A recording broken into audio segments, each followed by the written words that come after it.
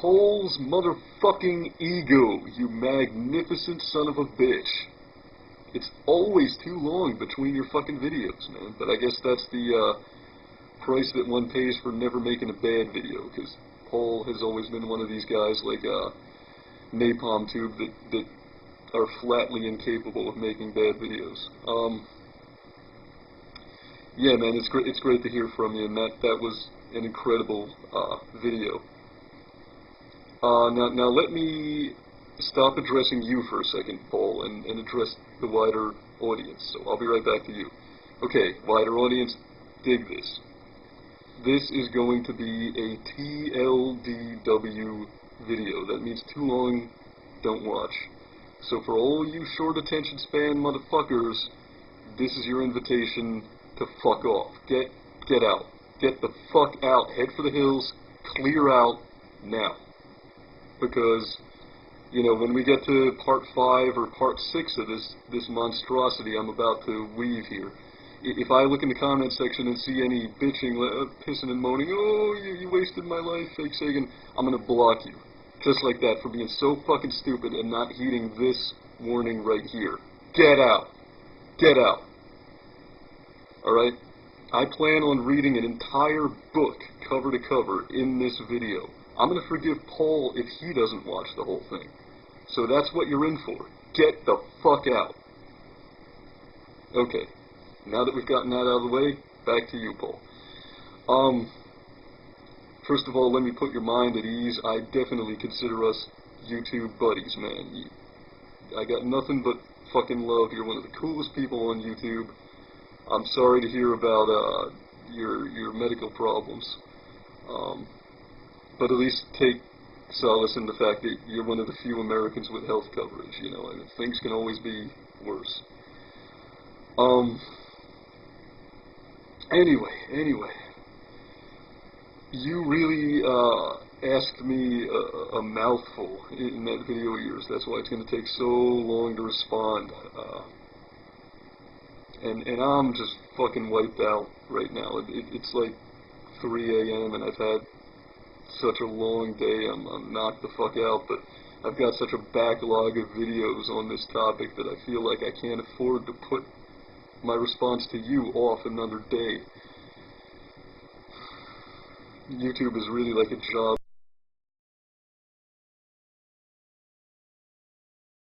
Okay, this one's going out to the Cosmic Motherfucking Zen, who has recorded not 1, but 2 video responses to my secular humanism as a cult topic. And, Cos, I'm going to try to condense my response to you into just one video, kill 2 birds with 1 stone. Reason being, I want to get off this topic. I feel like I've been talking about it too long. I've really done all that I can do with this one, and I think it was a mistake, you know, saying that I would respond to everybody, so I'm amending that to mean everybody who's anybody, which just leaves you and Healthy Addict, and after I've responded to the 2 of you, I can wash my hands of this one and walk away, because I'm getting that all too familiar feeling like I'm butting my head against the fucking wall on this one, you know, and did I hear the bugle call, and I think this is really important? Well, yeah, but I kind of think that, you know, I've convinced everyone who I can convince, and those who remain aren't really trying to hear what I have to say. You know, we're kind of running over the same old ground here. So, you know, Kaz, let me just say at the outset here, you are somebody that I respect on the YouTubes, and 9 out of 10 times I agree with what you have to say. But when it comes to this secular humanism topic, I think you're way off base. I think most of your arguments in the 2 videos you recorded defy reason, and they were wiggity whack. And I'm going to take them on right now, so let's get down to brass tacks. Let's do this. What is wrong with a group if it's a group of individuals? I mean, if the collective is of individuals and they appreciate diversity and individuality and are consciously anti-dogmatic, I don't see what the problem is. Okay, well, the problem, Kaz, is that a group of individuals is still a group. Al-Qaeda is a group of individuals, and I don't think that secular humanists are consciously anti-dogmatic enough. I think The average secular humanist feels that a secular humanist dogma is an exception to the rule of anti-dogmatism, okay? Where Christianity would call itself loving and brotherhood and all that shit, and that there would be underlying problems. But then when I got to thinking about it, the underlying problems of human secularism, as far as I could see, are the real problems. The problems with reality and sociology and the problems with the world. I mean, they're the real issue, the real problem. Oh, okay, sure. But the underlying problems with Christianity and Islam are also the real problems with the world.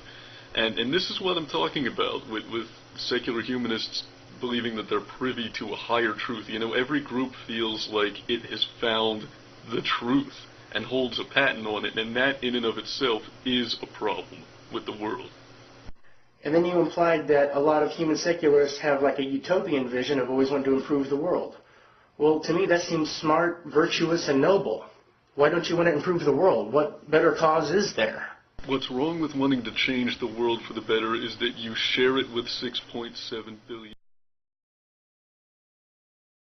Greetings, citizens of the motherfucking YouTube. You know who I am and you know what it is. And I have every intention of replying to Healthy Addict's video on the secular humanism topic, but I've got to take a break from this subject for a while. I think my audience needs a break too.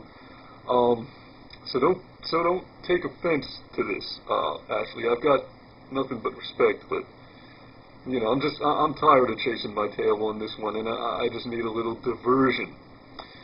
So, to kill some time, I've decided that I'm going to respond to the Amazing Atheist's moral quiz, as put forth in the Ask Yourself This video. I like taking moral quizzes and letting everybody marvel at my lack of morality. Speaking of which, you'll notice that the Fakesagan has sold his soul to the YouTube partnership program, so I can run over 10 fucking minutes in this video, and I don't have to split it up into several parts anymore. Moving on up in the world. So anyway, let's get cracking with this.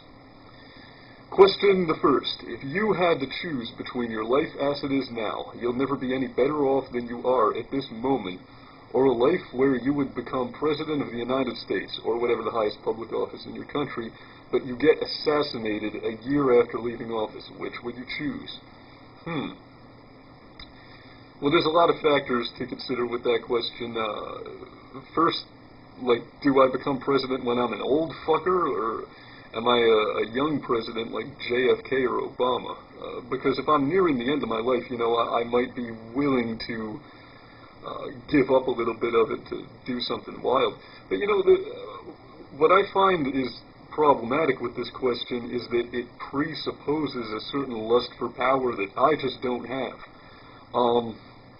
You know, if the alternative to being president is that my life would never get any better than it is at this moment, and that's all I'm going to have, well, I like the way my life is now. You know, I can do what I want, and I do. I think being the president would just be one headache after another. I mean, a president can't even fuck a woman that isn't his wife. What kind of life is that, you know? Public scrutiny on you all the time? It would be like, well, it would be like this, but worse. Okay. Second question. Would you rather be the greatest genius of all time, but so beyond people's comprehension that you never appreciated until long after your death, or a person who is perceived as a genius in his own time, but is later thought of as a mediocre hack who is overrated? Well, I kind of do think that I'm the greatest genius of my time, and that I'm so beyond people's comprehension that I don't get the appreciation I deserve. But we'll leave that aside for the time being. I would definitely choose to be thought of as a genius in my lifetime, then you leave something for posterity that's always remembered, because who fucking cares about posterity? I'm not going to be able to enjoy it while I'm here.